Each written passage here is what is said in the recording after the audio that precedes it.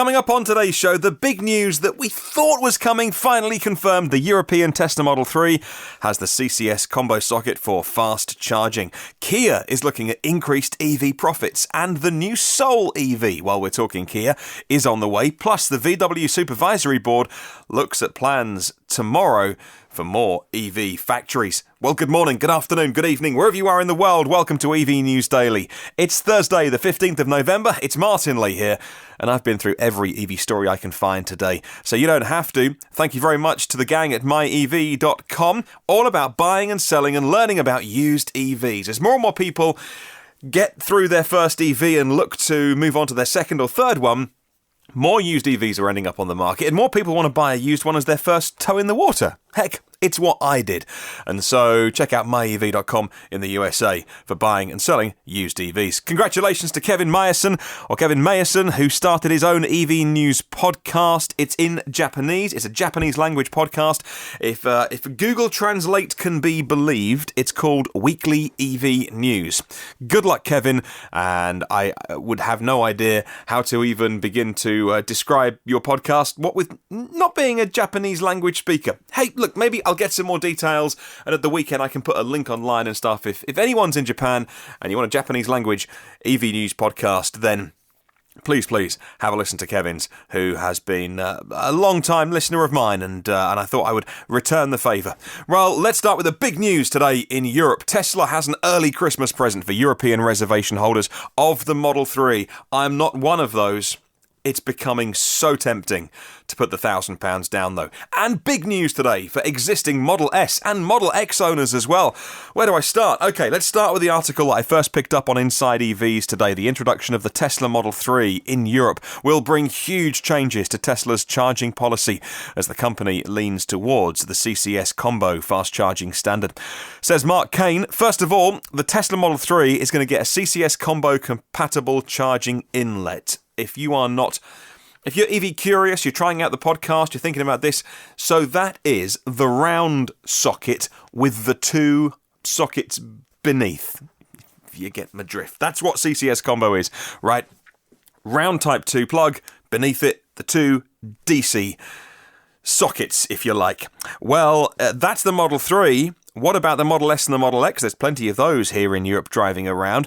Well, they haven't got space for the bigger inlets, but fear not, they're getting an adapter for DC CCS charging, just like the CHAdeMO adapter that you can get for Teslas at the moment. It should be similarly priced. That's around €500, less than £500, but smaller in size. It's going to open up the Tesla Model S and the X to then use any CCS fast chargers that they can find in Europe, of which, by the way, there are many, because the EU, the European Union, has mandated that as their preferred choice of charging method and charging plug. So the regulatory bodies here in the EU are preferring that standard, and therefore that's the one that they're putting all their weight behind.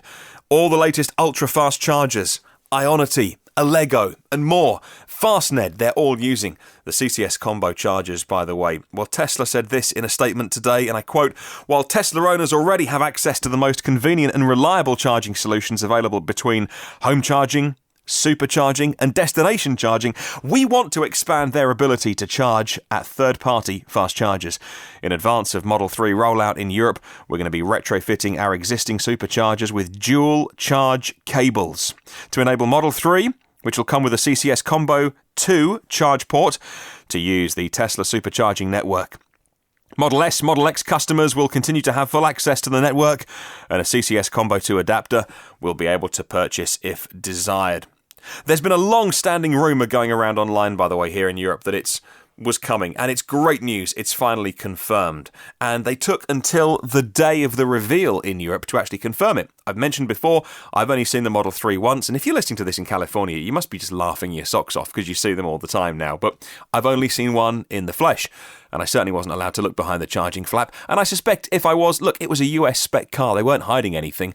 Then we first heard about rumours on Reddit from one particular Tesla owner, and he got chatting when he was at a supercharging station with one of the service engineers from Tesla, who said, I think it was Germany he was in, and the engineer well, couldn't say too much, but simply he was doing some preparatory work for future upgrades. Well, that was basically what sounds like doing the insides of the superchargers. Now, of course, they couldn't put the new plug on because that would have been a giveaway, but by the sounds of it, they've had their engineers going around superchargers with the covers off and doing all the work under the covers that they need to get ready for this. So they're now going to have dual cables. But, that was Reddit, and whilst we heard it over the summer, and I reported on it after a couple of days of checking out the facts, it was a reliable poster who's been right about many things before on Reddit. You still have to be really cautious with these things.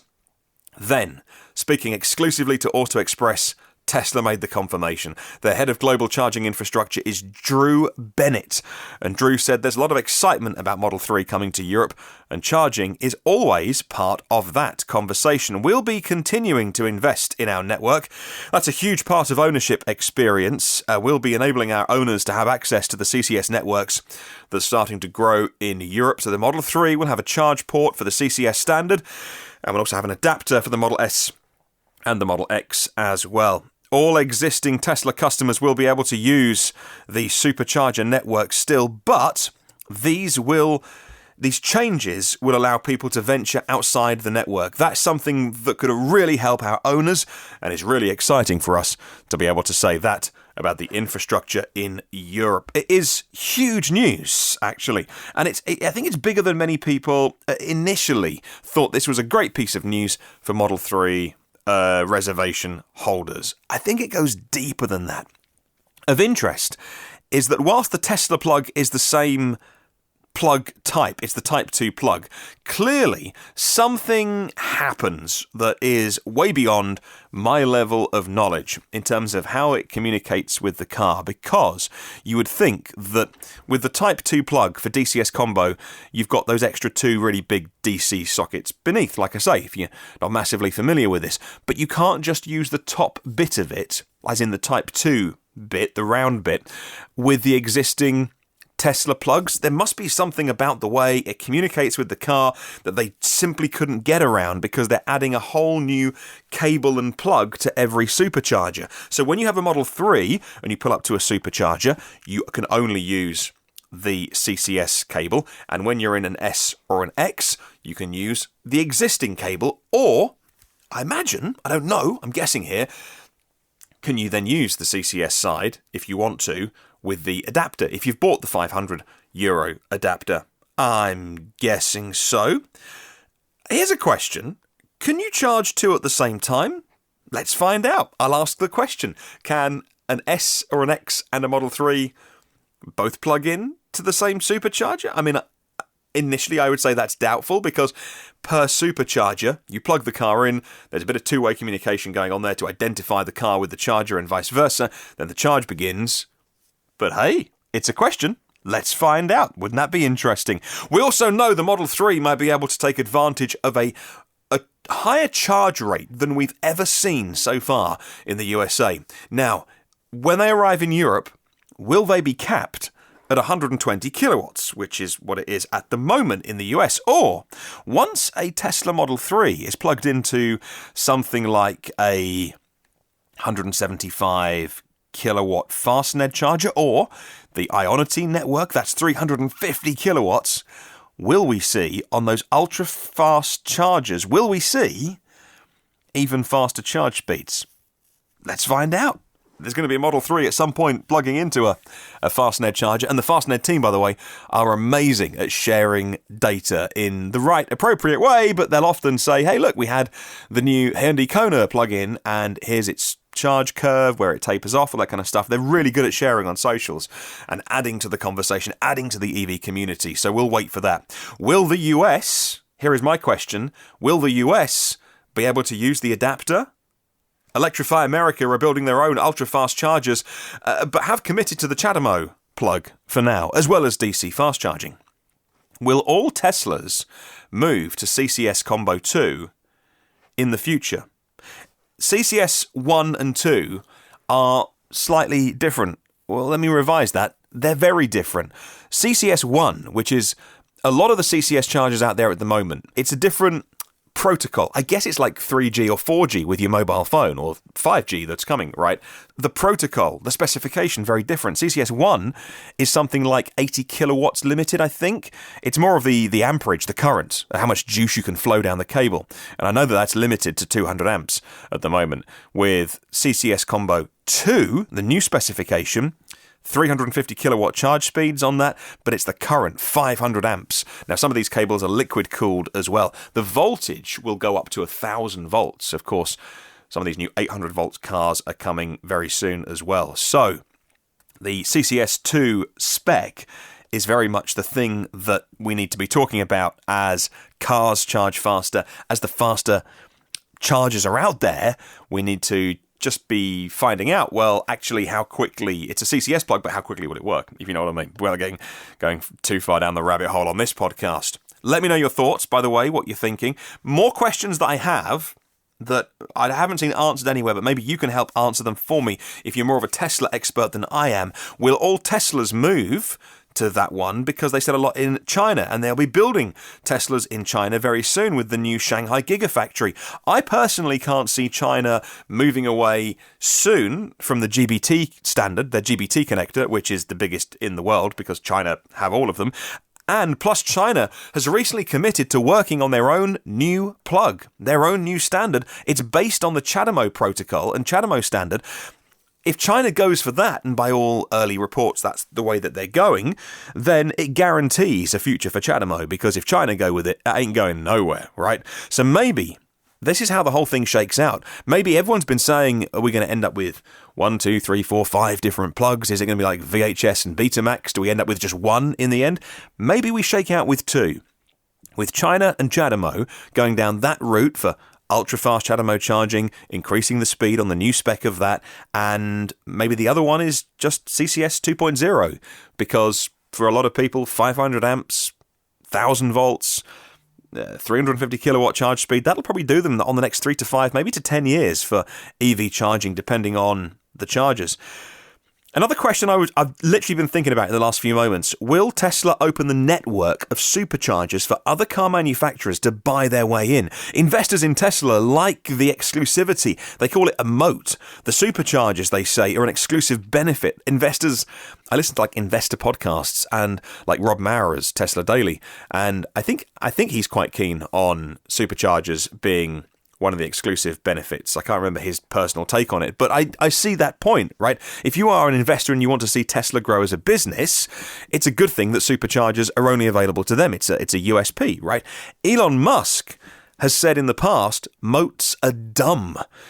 Remember, Elon's mission is to get the world driving electric cars, and he'll do that any way that he can, not solely do things that simply make Tesla 1% more profitable or something. So he said in the past, maybe it wasn't on the last earnings call, it was definitely not on this one, maybe the one before Q2 earnings.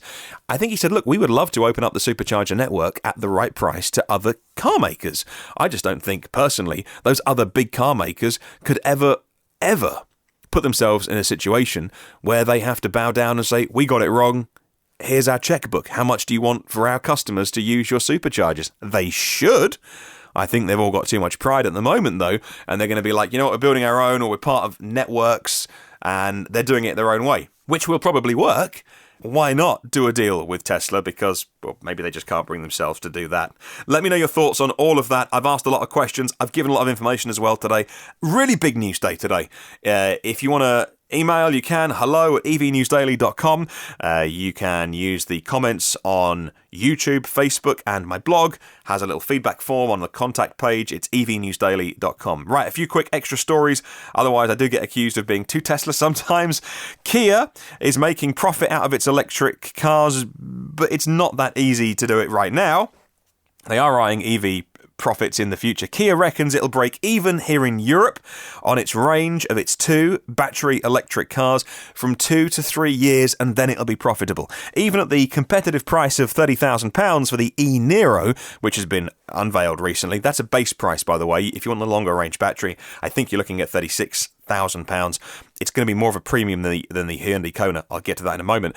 Kia plans to sell 30,000 EVs annually by 2020-21. So much fuss and press, if you like, was out of Tesla. They're not profitable with EVs. When are they going to be profitable? There was short sellers, people talking down the company. I'm not into all of that. I don't go in for the financial side of it. Now they're profitable. They're just ready to take that next big step at Tesla. No one, though, is on at Kia for saying, hang on, you're not going to be profitable for 3 years selling EVs? No one's giving them a hard time. They're giving them a pass. By the way, I don't think we should give anyone a hard time. Everyone's doing their best. And that brings me on to the Hyundai Kona, which recently in the UK got more expensive. And we're not talking about a few £100, we're talking about a few £1,000, literally overnight. The price online of the Hyundai Kona, which is incredibly popular, got very, very expensive just like that. It just happened overnight. There wasn't any kind of creep, any incremental increase. It was just a couple of £1,000 if you want the big battery Hyundai Kona, which is, I think, very popular, the 64 kilowatt hour one. The waiting list as well is 11 months. Yeah. What's happening here with the Hyundai Kona? So clearly, way more demand than there is supply because it's an 11-month waiting list.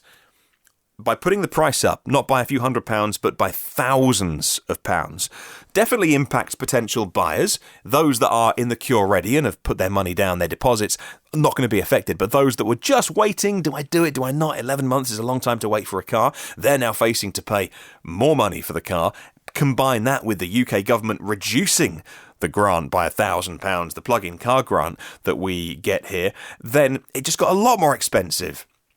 So maybe Hyundai are using this short supply to bring the car towards profit, or is every Kona they're selling not profitable? I don't know. Again, I'm just asking more questions.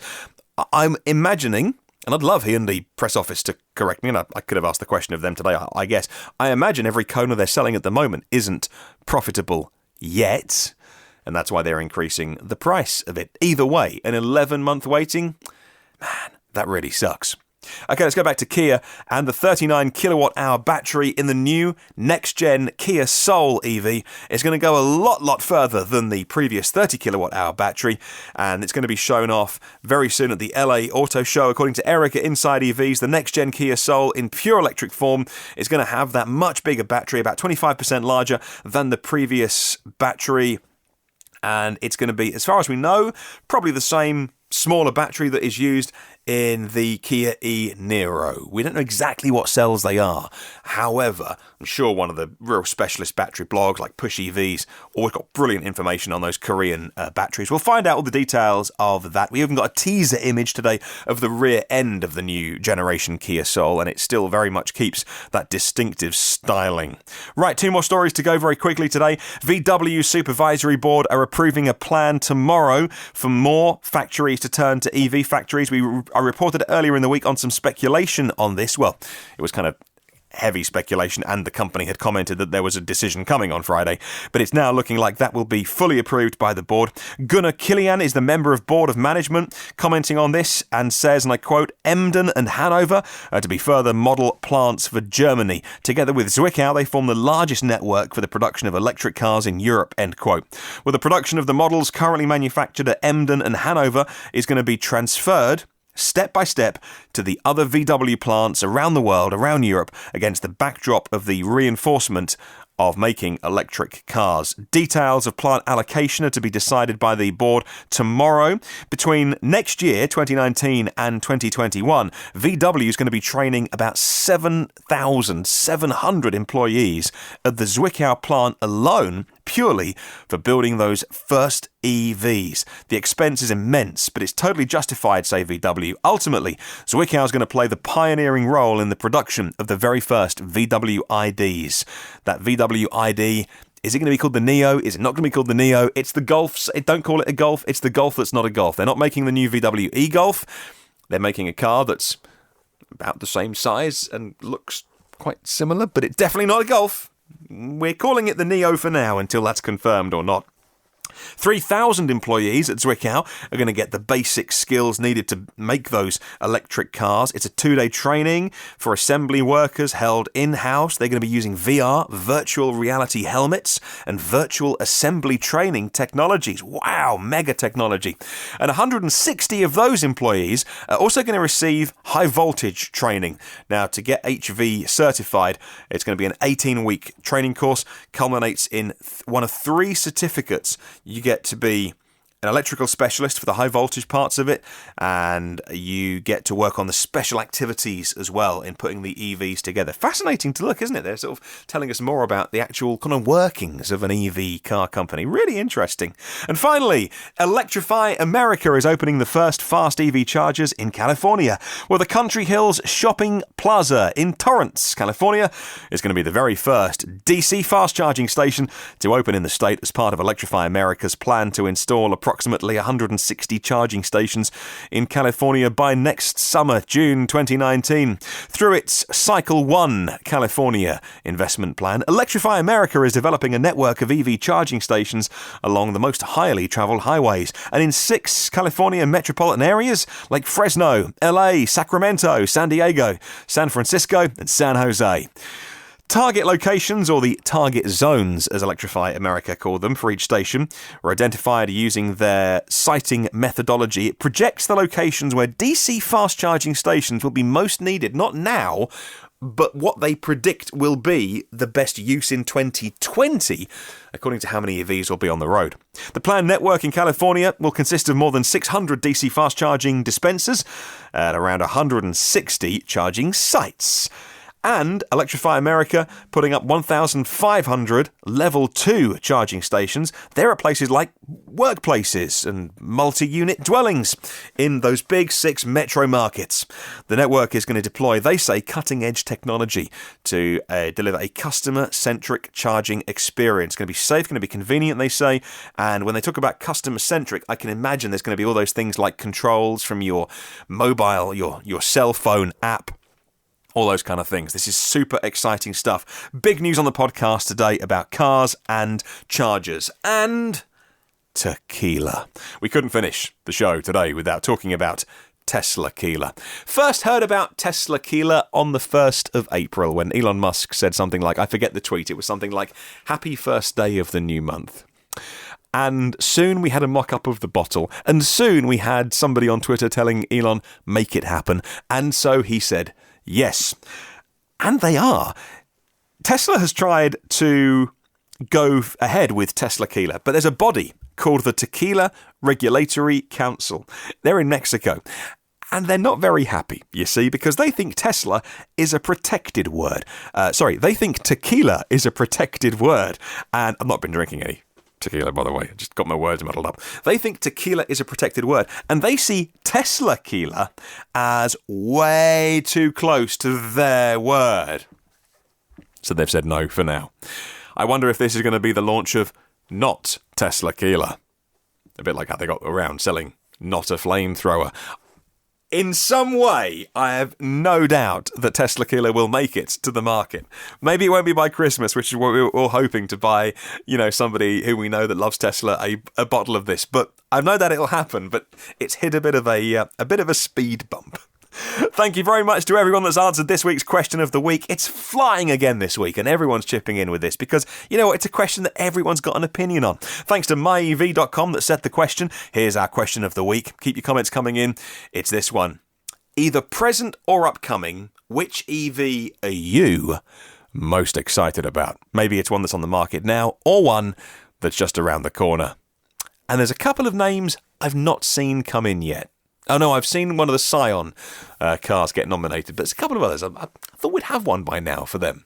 Interesting stuff. Email hello@evnewsdaily.com, and there's the blog, and there's YouTube and Facebook. Leave us a comment. Thank you very much to 119, I know, patrons of the show. Patreon.com/evnewsdaily. If you wanted to support this show and to ensure that it grows and builds and spreads the word to thousands of people around the world every single day about electric cars, we are spreading the good word of sustainable mobility, and all of those who fund this show are making that happen.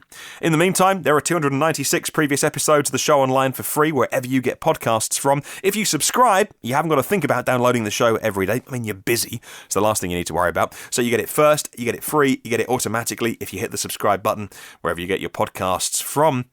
And that includes YouTube. In the meantime, catch up on the socials over the next 24 hours. Have a wonderful day. In the meantime, I'll catch you tomorrow.